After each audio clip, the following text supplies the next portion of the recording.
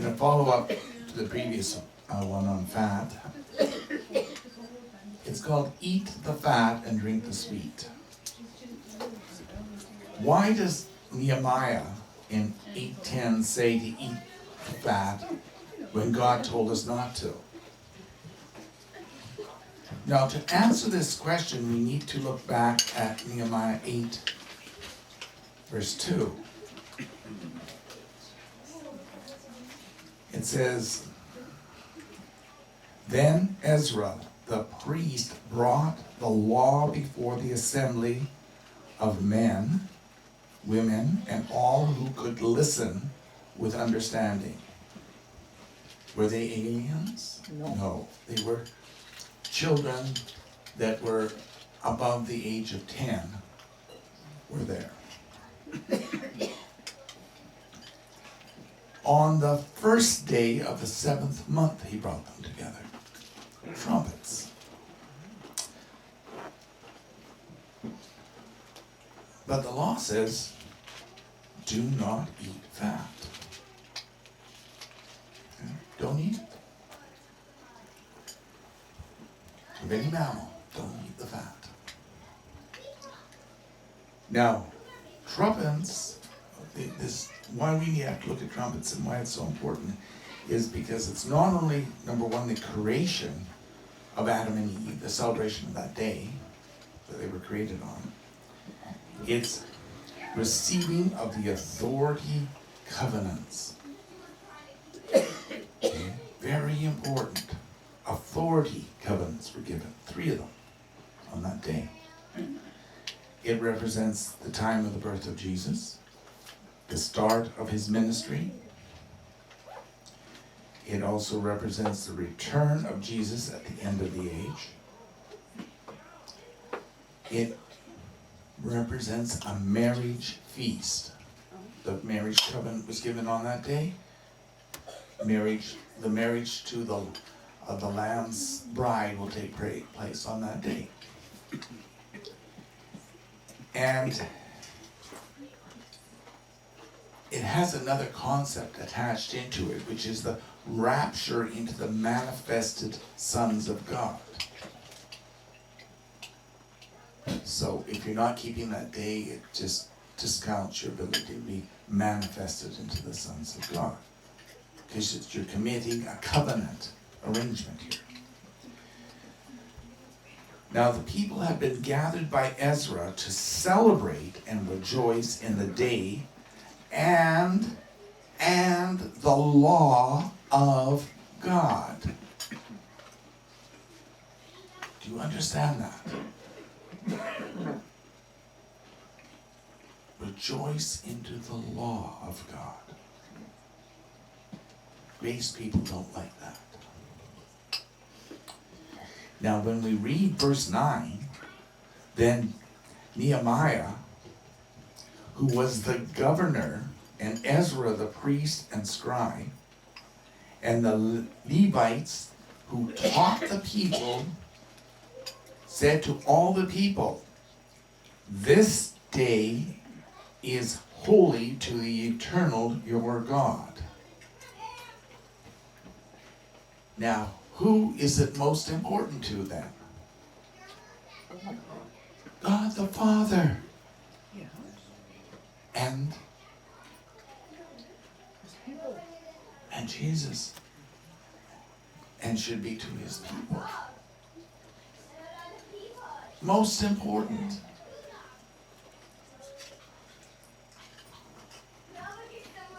And then they said, "Do not mourn or weep." For all the people were weeping when they heard the words of the law. And many commentaries believe that this means that they were devastated of how cruel the law was. No. They were mourning because they recognized that they were breaking the law. Okay. The people were grieving, for they knew that they were breakers of the holy law and its covenants. Now, it is an act of refusal and defiant rebellion not to celebrate Jesus, his saving mercy, and his return in kingdom power on this day. That's why it's very important not to come empty-handed. Because the whole principle behind this day is that it's a day of rejoicing celebration. If you are sitting like a lump in a log and refuse to sing, refuse to even hum along with what's going on, then it's called defiant rebellion. My God. That's what it said, not to be empty-handed. Let rejoicing be in your heart. Okay? And in verse 10, Nehemiah says to them, go celebrate. Eat the fat, drink the sweet, and send portions to him who has nothing prepared. For this day is holy to our eternal God. Do not be grieved, for the joy of the eternal, Jesus, is your strength, your grace. The word fat did not use animals behind it, but it continued to talk about sweet drinks. Therefore, we see a concept in the word that both the Strongs and Vines and a number of other Peterson commentary, what they fail on in this whole idea is that they keep using the word fat when it's not to be used there. It was never to be used there. It doesn't remotely imply fat at this point. It was just a malicious mistranslation. It represents the word kingly food or royal delicacies, royal delights. Okay? We'll go on more to that later here in explaining the word, but that refers to the rich and the sweet foods that will make a person fat if they excessively eat them. Celebration food, not porridge. Okay? Porridge is not a celebration food of the day. Barley pancakes are not celebration foods of the day. Okay?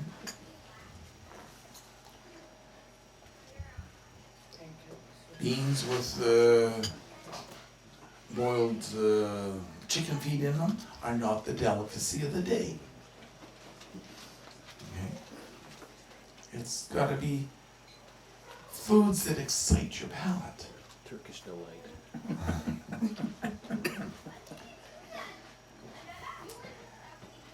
Religiosity claims that Nehemiah made all fats clean and acceptable to eat.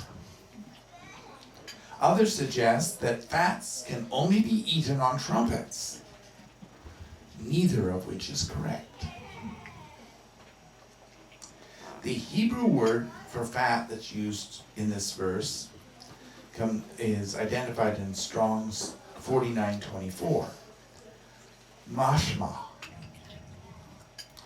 M-A-S-H-M-A-H. Now, this is fatness caused by eating rich, sweet foods. To put on extra weight or fat from overeating good foods. It means rich foods as richly sweetened dishes. It can also mean a fertile field that has been blessed by God. Okay? In other words, it's a field in which you will become, your wallet will overflow because of the harvest. You'll get more out than everybody else gets out. It's a blessed field, fatted field. A fat or robust man it can be used for. It can be used for a feast of rich foods and foods of celebration. A banquet drink. We get these special punches made up. That's a banquet drink. Now, it can also mean a natural oils that have not been tampered with. So any GMO oil based on plants which oil is taken from is called a fat, like an animal fat. It is not a reasonable oil. It's not called a good oil. It's not a rich delicacy food, or a polished oil, or a hydrogenated oil. All these are classed as unclean and likened to pig fat. Well, there's a big difference between eating rich foods that have good oil in them and eating pig's fat.